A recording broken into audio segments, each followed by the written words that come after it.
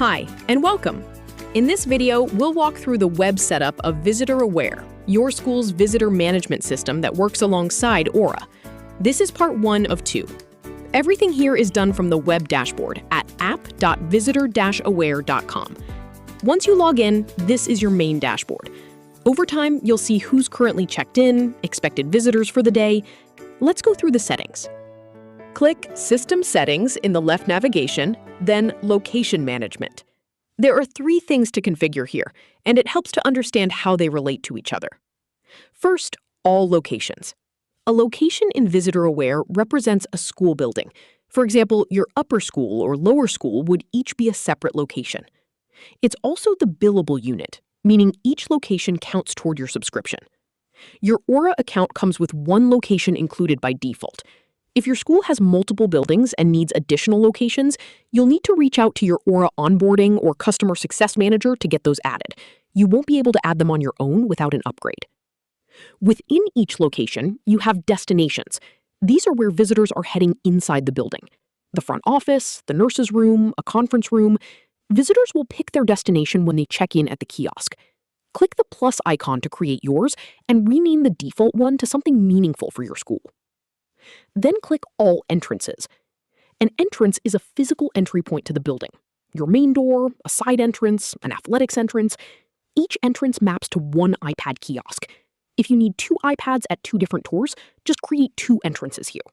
Name them clearly, for example, main door or athletics entrance, and you're done with this section. Now go to Security Settings, then General. This is one of the most important steps in the entire setup, so let's take it one option at a time. The first thing you'll see is facial recognition. If your school is in Florida, New York, or Colorado, Visitor Aware automatically disables biometrics for those locations due to state laws. For all other states, check with your school administrator before enabling this. If they're comfortable with it, you can leave it on. Next is National Sex Offender Registry screening. In my screen, you won't see this toggle because this is a demo account, but in your account, it will appear here. Make sure this is set to Yes. This checks every visitor against the National Sex Offender Database each time they check in. You always want this on.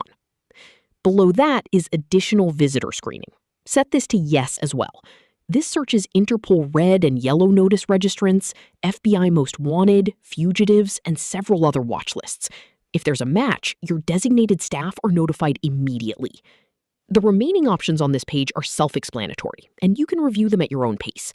What we've covered here, facial recognition, sex offender registry, and additional visitor screening, are the 3 settings you must get right before going live. Once done, scroll down and click Save.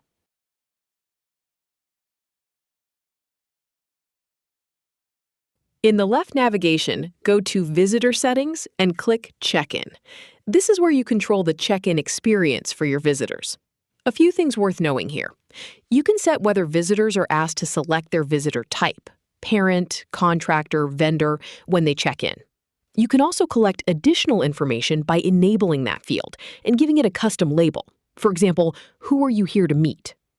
If your school has terms and conditions, you can paste them directly into the text editor here. Visitors will be required to agree before completing check-in. You can also require a signature on those terms if needed. One option that schools find particularly useful: allow visitor to select a staff member to notify of check-in. When enabled, visitors can pick a staff member's name from a list, and that person gets notified the moment the visitor arrives. Great for front desk teams managing busy entrances. The remaining options here are straightforward, and you can configure them based on your school's preference. Once you're done with your selections, click Save.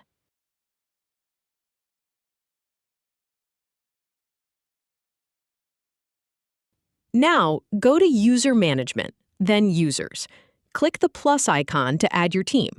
Enter each person's name, email address, and mobile phone number.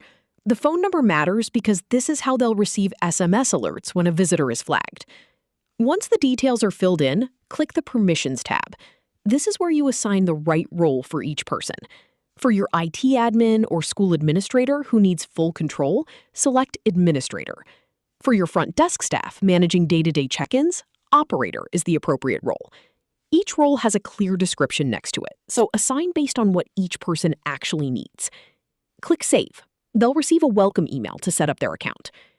Once your users are added, come back to the left navigation and click User Notifications. This is where you confirm who receives which alerts: security alerts, visitor check-in alerts, incident alerts, and more. At minimum, make sure your security director and front desk manager are set up to receive security alerts. Also, there's no limit on the number of users you can add. Now go to Kiosk Appearance. This is what your visitors will actually see on the iPad screen when they walk in, so it's worth taking a few minutes to make it feel like your school. Start by uploading your school logo and setting your brand colors. Keep your image under 1 megabyte and ideally square, since it will also appear on printed visitor badges.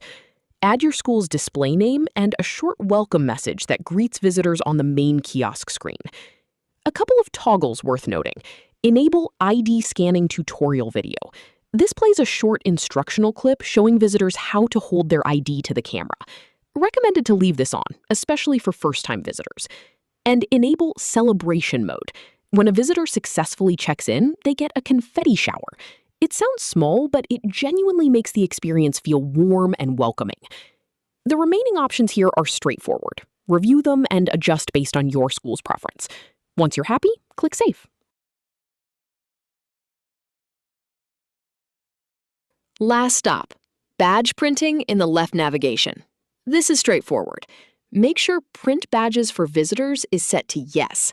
This is what triggers the automatic badge print every time someone checks in. You can also enable Location Label on badges, which prints your building name on the badge.